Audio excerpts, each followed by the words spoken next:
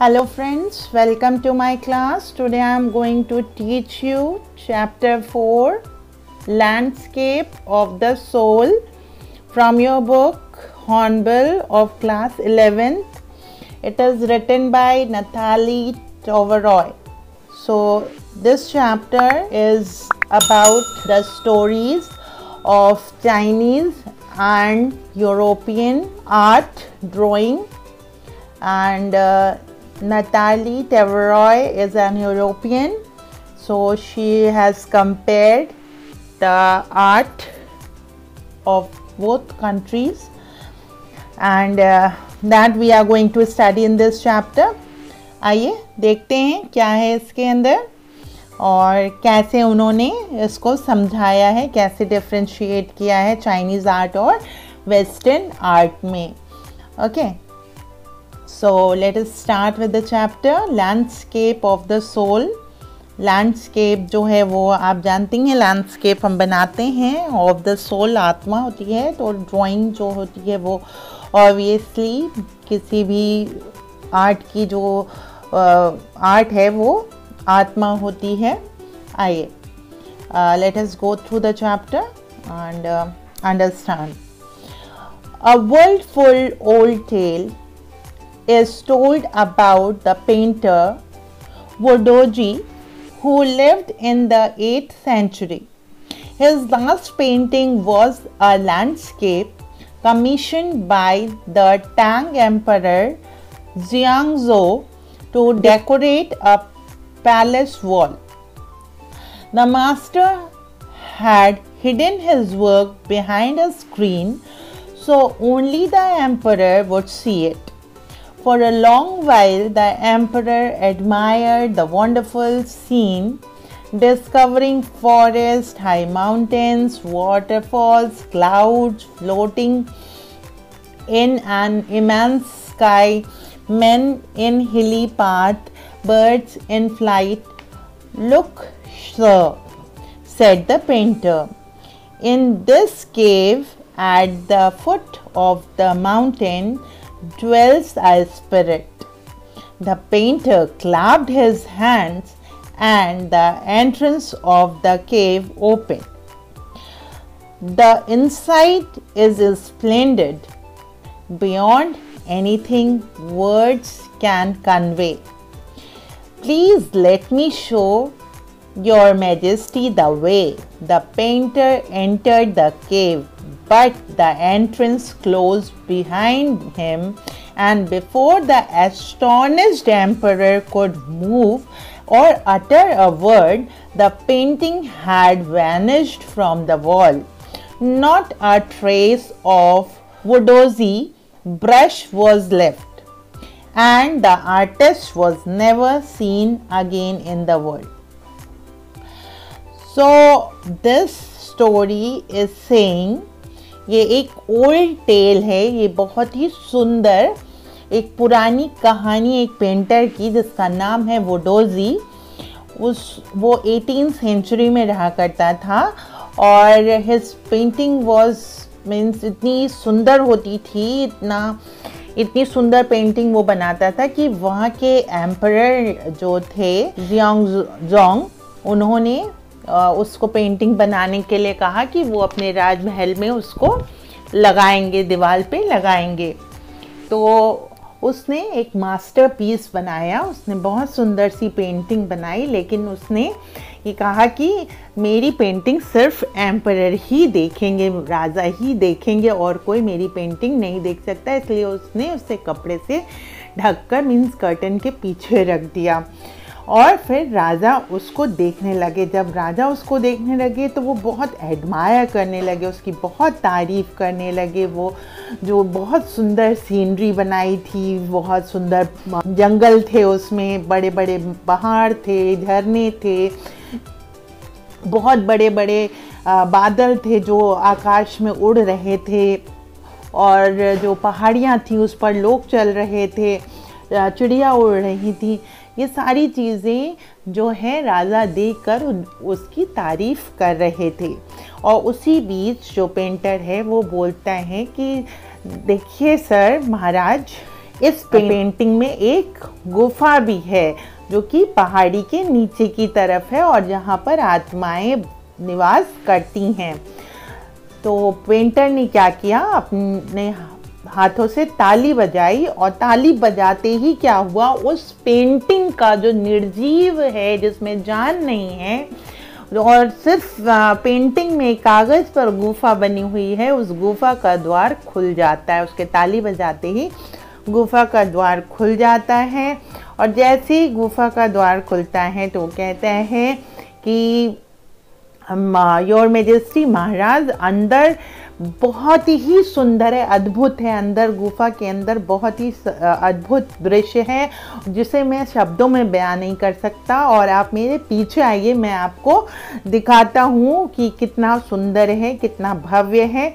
इतना कहते वो आर्टिस्ट जो पेंटर है वो गुफा में एंटर कर जाता है और जैसे ही वो गुफा में एंटर करता है वैसे ही गुफा का दरवाज़ा बंद हो जाता है और जो एम्परर है वो कुछ कह पाए, जो राजा है वो कुछ कह पाए और वो कुछ बयां कर पाए, वो उसका आश्चर्य कम हो पाए, तब तक वो चित्र भी गायब हो जाता है। जो राजा है वो एकदम एस्टोनिश, बहुत चक्के से खड़े रह जाते हैं, वो बोल भी नहीं पाते हैं वो समझ भी नहीं पाते क्या हुआ कि पेंटर वुडोजी जो हैं वो पिक्चर में कहाँ चले गए, कैसे गायब हो गए और पिक्चर कहाँ गायब हो गई, ये कोई नहीं समझ पाया और कोई जान नहीं पाया। ना ही वुडोजी का कोई भी चिन्ह आज तक मिला कि वो कहाँ गए, वो उस पिक्चर के साथ वो विलुप्त हो गए। ये कोई सच्ची घटना नहीं है, ये एक कहानी है, लेकिन ऐसा होता था कभी कि आर्टिस्ट के, जो पेंटर के अंदर का इमेजिनेशन है इतना स्ट्रॉन्ग होता था कि वो अपनी इमेजिनेशन से एक रियलिस्टिक वर्ल्ड क्रिएट कर लेता था। इमेजिनेशन पावर से वो, अब इसी में आप देख लीजिए, वो कहते हैं कि वहाँ गुफा है और वो क्लैप करते हैं और वो गुफा का दरवाज़ा खुल जाता है। तो जो चाइनीज़ आर्ट है वो टोटली इमेजिनेशन पर बेस्ड हुआ करती थी। Such stories played an important part in Chinese classical education. ऐसी कहानियाँ बहुत ही इम्पोर्टेंस रखती हैं चाइनीज़ एजुकेशन में। हिस्ट्री जो पढ़ाई जाती है चाइना में, उस हिस्ट्री में ऐसी एजुकेशन का बड़ा महत्व है। The books of Confucius and Zhuangzi are full of them. ये दो बुक्स का नाम है और ये बुक्स ऐसी कहानियों से भरी पड़ी हैं। They help the masters to guide his disciple in the right direction. और ये जो बुक्स हैं वो अपने मास्टर को जो है हेल्प करती हैं कि वो अपने डिसाइपल मतलब शिष्यों को सही मार्ग दिखलाने में मदद करें। By the anecdote they are deeply revealing revealing of the spirit in which art was considered। तो ये जो है उस आर्ट को दर्शाती है। Contrast this story or another famous one about a painter who wouldn't draw the eyes of a dragon he had painted for fear it would fly out of the painting, with an old story from my native Flanders that I find most representative of Western painting। Now जो narrator हैं वो कह रही है एक और ऐसी ही story है चाइनीज़ की जिसमें बहुत मतलब एक पेंटर है वो ड्रैगन पेंट करता है, उसकी आदत है ड्रैगन्स पेंट करने की, लेकिन वो जब भी ड्रैगन बनाता है तो वो उनकी आंखें नहीं बनाता क्योंकि वो ऐसा इमेजिन करता है कि जिस दिन भी उसने आंखें बनाई तो वो ड्रैगन पेंटिंग से उड़कर बाहर आ जाएगा।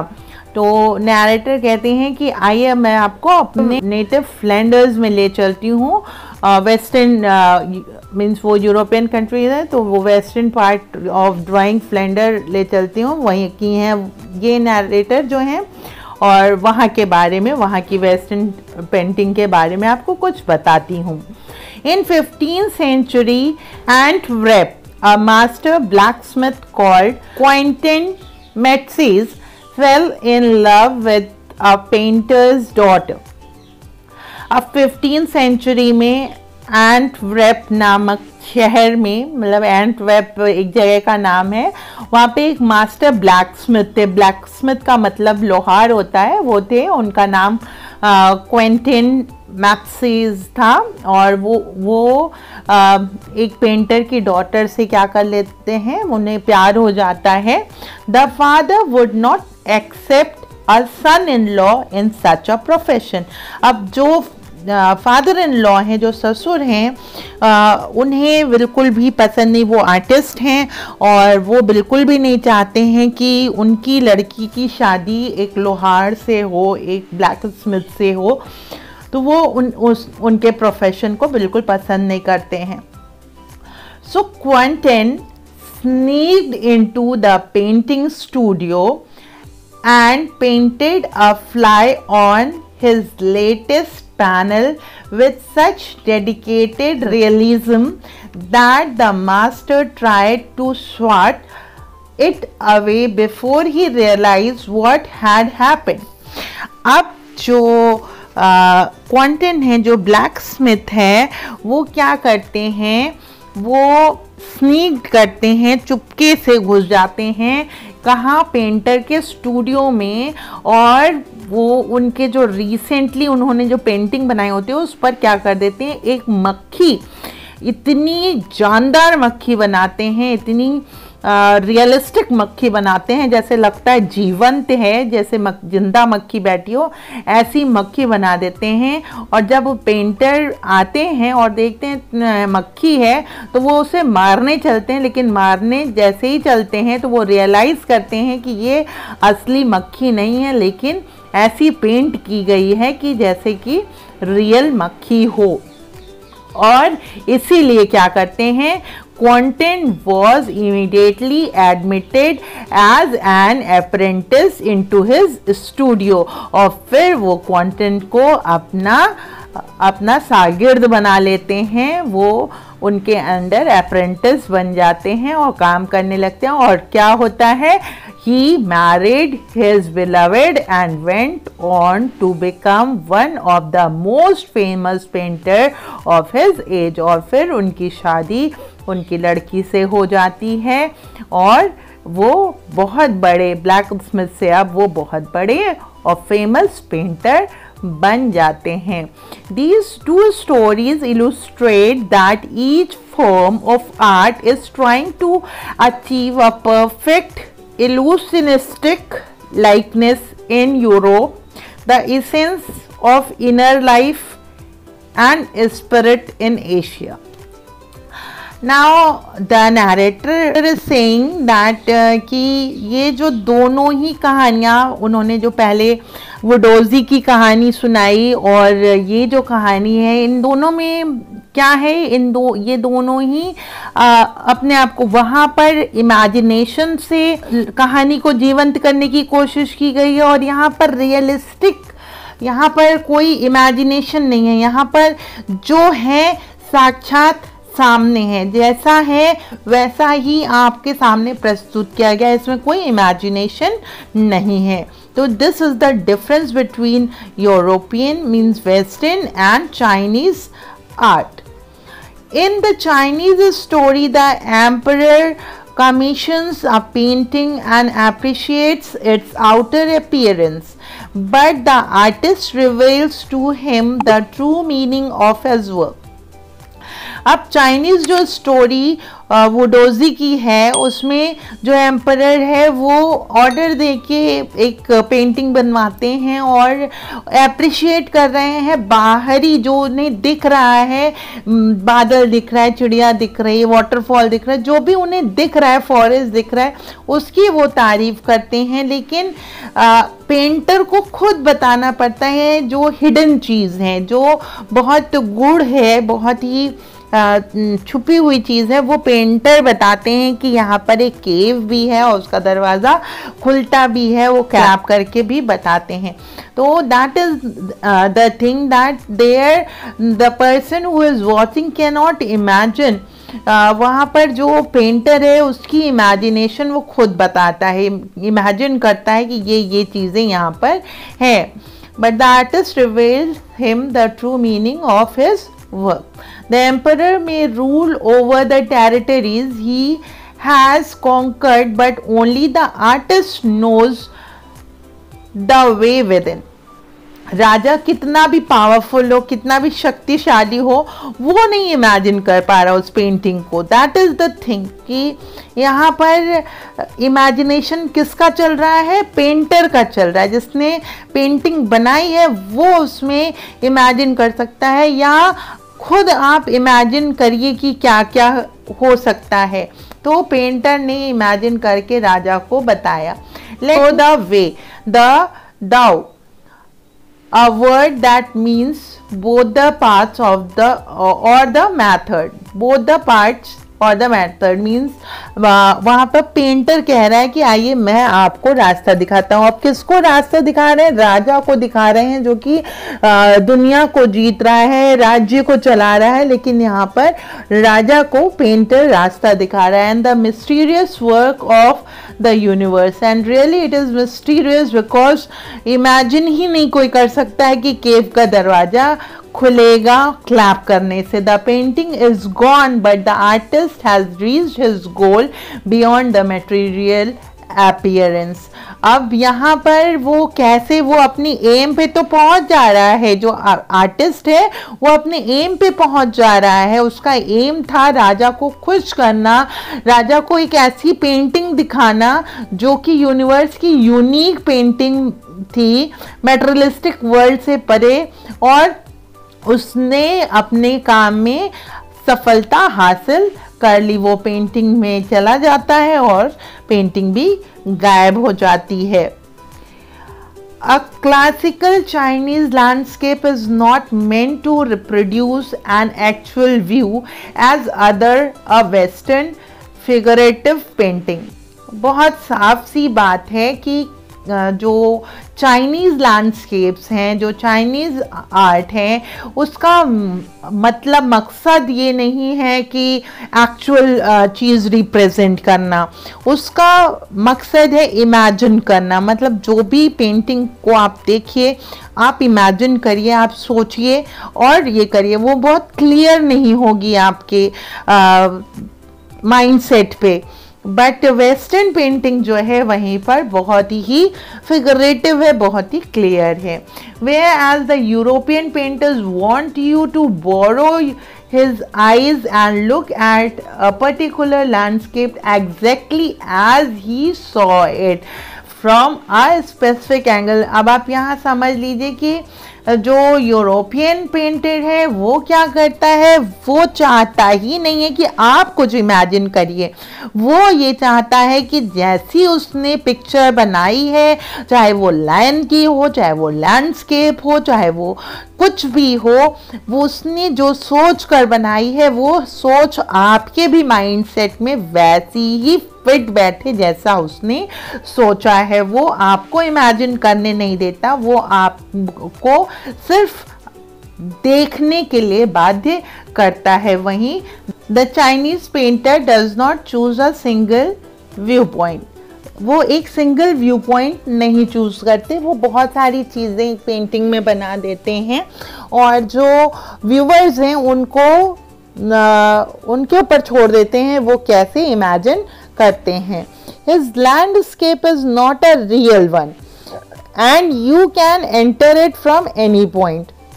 उनका जो लैंडस्केप होता है, उनकी जो सीनरी होती है वो रियल वन नहीं होती, वो इतनी मतलब कहते हैं कि इतनी खाली खाली होती है, या मतलब आप अंडरस्टूड नहीं कर सकते, इतनी खाली जगह है या इतनी माइन्यूटली नहीं बनाई गई हैं, रफली बना दी जाती हैं कि आप कहीं से भी उसमें एंटर कर सकते हैं। You can enter from any point. Then travel in it, और उसके बाद आप ट्रैवल करिए, इमेजिन करिए। The artist creates a path for your eyes to travel up and down, then back again in a leisurely moment. आराम से जितना imagine करना है कि यहाँ पर नाव है, यहाँ पे बर्ड है, यहाँ झरना है, यहाँ गुफा है, यहाँ पर मैं बैठा हूँ, यहाँ पर लड़की है, जो भी आपको इमेजिन करना है आप अपने ढंग से उसमें ऐड करिए, सोचिए और आराम से उसको व्यू करिए। This is even more true in the case of the horizontal scroll, in which the action of slowly opening one section of the painting, then rolling it up to move on to the other, adds a dimension of time which is unknown in any other form of painting. एक और type की painting है जो कि horizontal है और ऊपर से फ्रंट साइड में फोल्ड है और नीचे से बैक साइड में फोल्ड है, और इस तरीके से वो फोल्ड है, उसको स्क्रॉल किया जाता है, धीरे धीरे खोला जाता है। जैसे जैसे खोला जाएगा वैसे वैसे आपके सामने एक एक सेक्शन आता जाएगा, एक एक पिक्चर्स आती जाएंगी, और उन पिक्चर्स को आप देखकर समझते जाएंगे कि अच्छा इस पिक्चर के बाद ये है, इस पिक्चर के बाद। तो ये भी क्या है, ये आपके इमेजिनेशन के ऊपर टोटली डिपेंड करता है, that you will imagine what is coming one after another. It also requires the active participation of the viewer who decide at what pace he will travel through the painting. As I have told you, अभी मैंने जैसा बताया, ये सीधे viewer के ऊपर होता है, दर्शक के ऊपर होता है कि वो किस तरीके से पेंटिंग को समझेंगे, सोचेंगे और देखेंगे। A participation which is physical as well as mental, और ये जो पार्टिसिपेशन होता है फिजिकल भी होता है और मेंटल भी होता है। आप फिजिकली प्रेजेंट भी होते हैं और मेंटली आप सोच भी रहे होते हैं। The Chinese painter does not want you to borrow his eyes, वो कभी नहीं चाहता कि उसकी निगाहों से उसकी पेंटिंग को देखा जाए, वो चाहता है आप उस पेंटिंग को अपनी निगाहों से देखें, समझें, सोचें और एक कल्पना करें कि ये चीज़ें इस पेंटिंग में है। He wants you to enter his mind. यहाँ पर चाइनीज पेंटर जो है वो आपके दिमाग में नहीं घुस रहा, वो चाहता है कि वो आपको उसके दिमाग में घुसाए, मतलब आप उसके दिमाग में घुसें, उसकी पेंटिंग में घुसें और इमेजिन करें। The landscape is an inner one and spiritual and conceptual space. और जो ये इनका जो लैंडस्केप है वो जो है वो प्राकृतिक दृश्य जो है अंदर होता है, जो एक आध्यात्मिक और मन की भावनाओं से संबंधित स्थान होता है। ठीक है, तो होप अभी तक आपको समझ में आया होगा। चाइनीज आर्ट जो है वो इमेजिनेशन पर निर्भर करती है और जो पेंटर है वो आपको बाध्य करता है कि आप इमेजिन करें कि इस पिक्चर में क्या क्या चीज़ें हैं और उसके माइंडसेट में जाएं। और वहीं पे यूरोपियन जो लैंडस्केप्स हैं, जो आर्ट है, वो जो आर्टिस्ट है जो उसने बनाया है, जो उसके माइंडसेट में चल रहा है, वही आपको वो दिखाना चाहता है, उससे अलग कुछ नहीं दिखाना चाहता। Let's go further.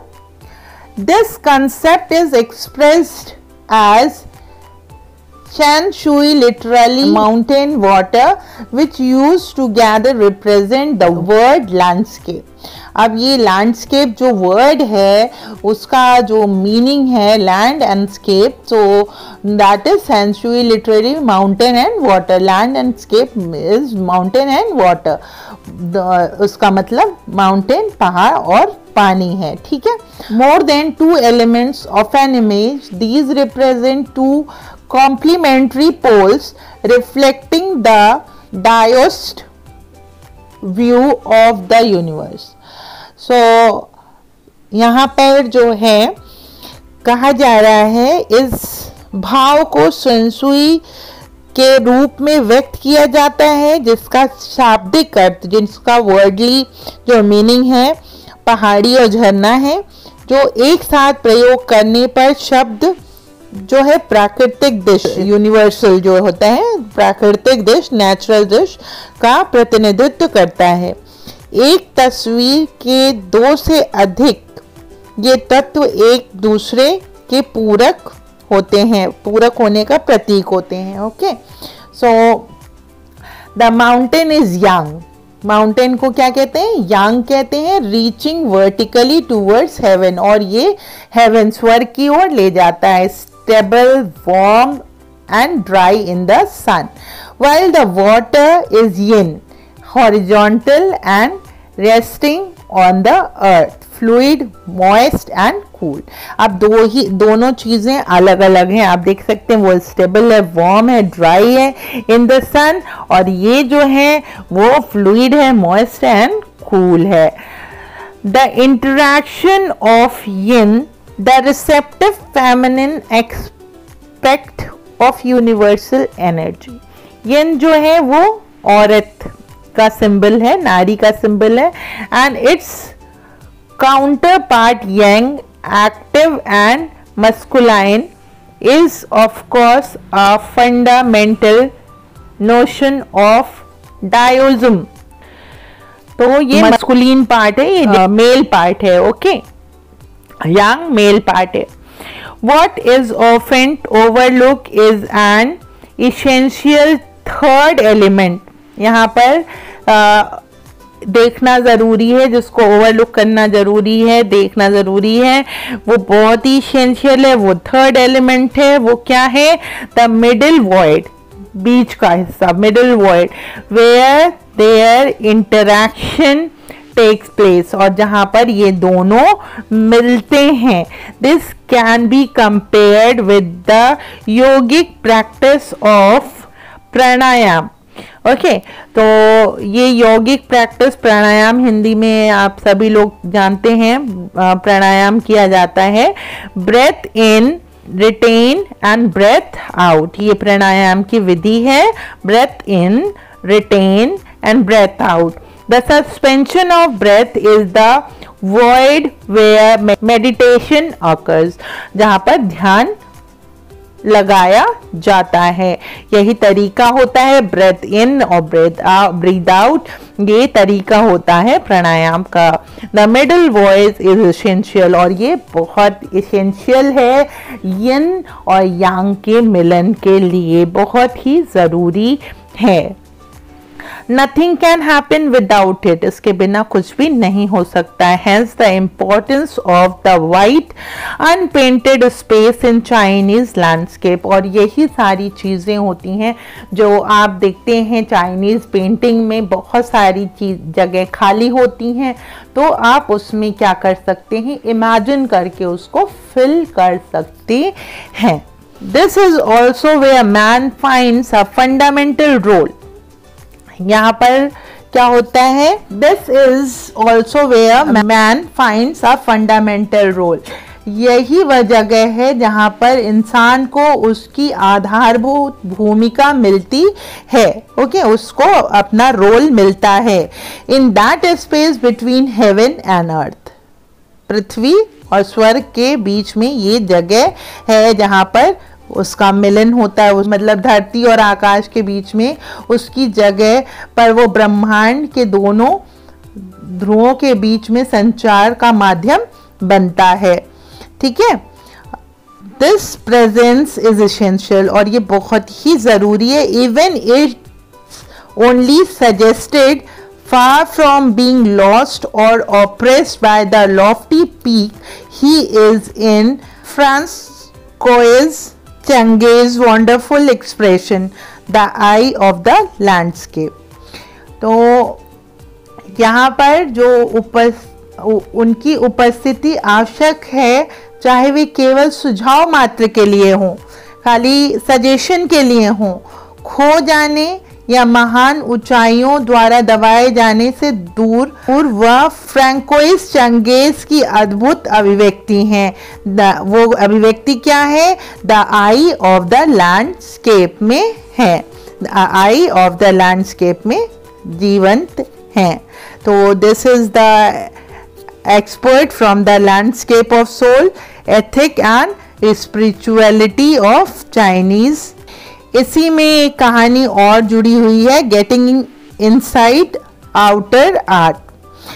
आइए देख लेते हैं.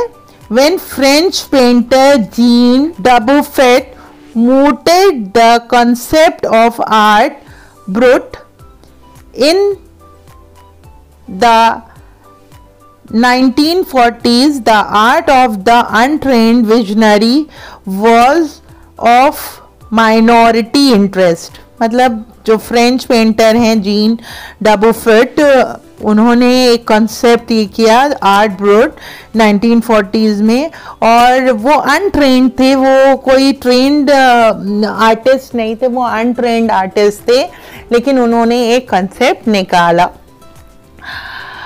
और बहुत ज़्यादा लोगों का इंटरेस्ट उसमें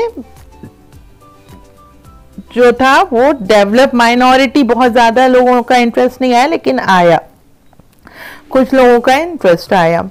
from its almost weld beginning, outsider art has gradually became the fastest growing area of interest in contemporary art internationally.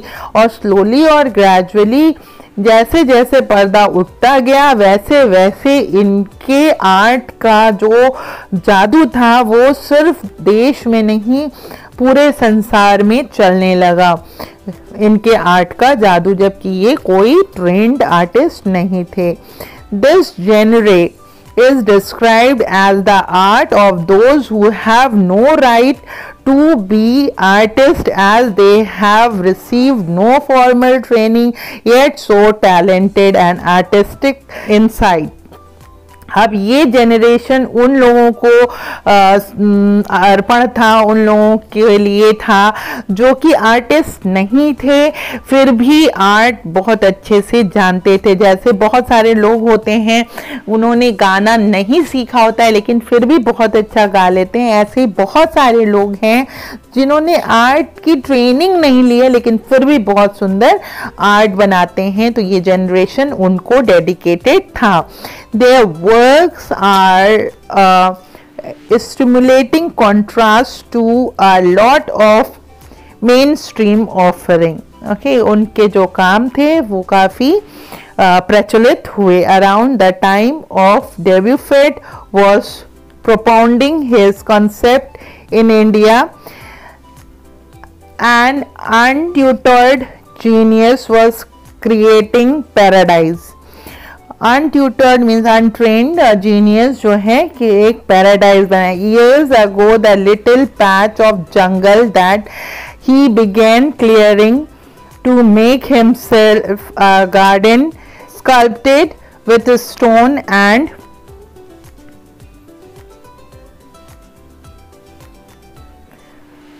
recycled material is known to the world today as the rock garden at Chandigarh. तो ये pictures आप देख सकते हैं. और जो artist हैं डेब्यूफेट, उन्होंने क्या किया, इंडिया में फॉरेस्ट थे तो फॉरेस्ट को कट करके एक लैंड को उन्होंने एक्वायर किया. एक्वायर करके वहाँ पर इन्होंने स्टोन्स के स्कल्पचर्स बनाए और वेस्ट मटेरियल्स को लिया और जो स्टोन्स थे उनको लिया, उनसे इन्होंने पूरा रॉक गार्डन तैयार किया और it is really awesome and splendid to see, to visit, and it is very famous.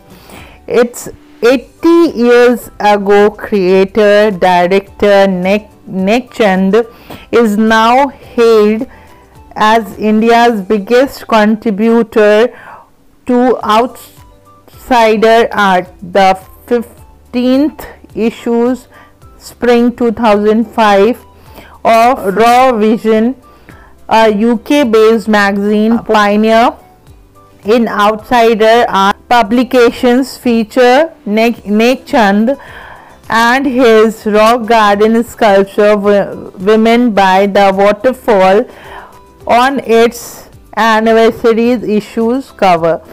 Means 80 years old creator Nek Chand जो डायरेक्टर हैं, उनके बारे में विदेशी मैगजीन में छपा, और जो वाटरफॉल है, जो वुमेन का वाटरफॉल है, जो उसकी सुंदरता है, उस गार्डन की सुंदरता है, वो पब्लिश हुई और उसके एनिवर्सरी कवर पेज पे छपा.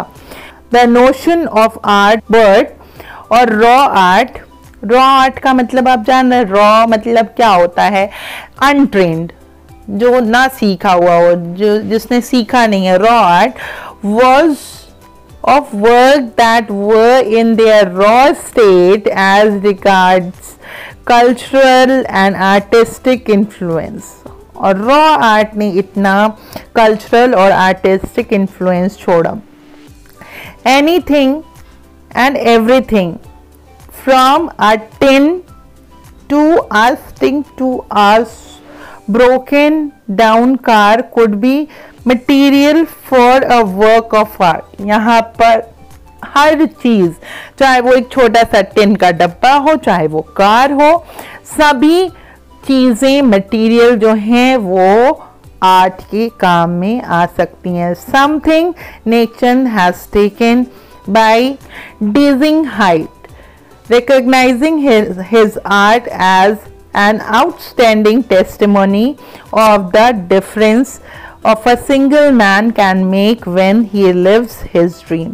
और उन्होंने प्रूफ कर दिया कि एक अकेला आदमी जब सपना देखता है तो वो पूरा कर सकता है. The Swiss Commission from UNESCO will be honoring him by way of a European exposition of his work. और यूनेस्को उनको ऑनर करेगा, स्विस कमीशन उनको ऑनर करेगा, सम्मानित करेगा उनके काम के लिए. The 5th month interactive show Realm of Nek Chand beginning October will be held at leading museum in Switzerland, Belgium, France and Italy. यहाँ पर उनकी ये इस गार्डन की जो मूवी है पूरी दिखाई जाएगी, पिक्चर दिखाई जाएगी. The biggest reward is walking through the garden and seeing people enjoying my creation, Nek Chand says. Nek Chand कहते हैं कि दुनिया की कोई भी बहुमूल्य चीज़ मुझे दे दी जाए, उससे भी ज़्यादा बहुमूल्य चीज़, कोई भी पुरस्कार, कोई भी चीज़, सबसे ज़्यादा बहुमूल्य चीज़ मेरे लिए यही है कि लोग जो हैं आए और इस पार्क में, इस जगह पर वॉक करें और इसकी सुंदरता का आनंद लें. वो सबसे बड़ा गिफ्ट है मेरे लिए. So this was the part from Hindustan times of 28th August 2005, written by Brinda Suri. Okay, so hope that you have understood this chapter. This is about Chinese and Western art. There is a comparison and it has been done wonderfully. It has been explained wonderfully. और मैंने भी अपनी पूरी कोशिश की है कि आपको ये चैप्टर अच्छे से समझ में आए. And if you have any problem, then I am always there for you. You can write in the comment box your problems. I am always there to solve your problem, and I will be back with a new video. Till then, stay safe, stay healthy. Bye bye.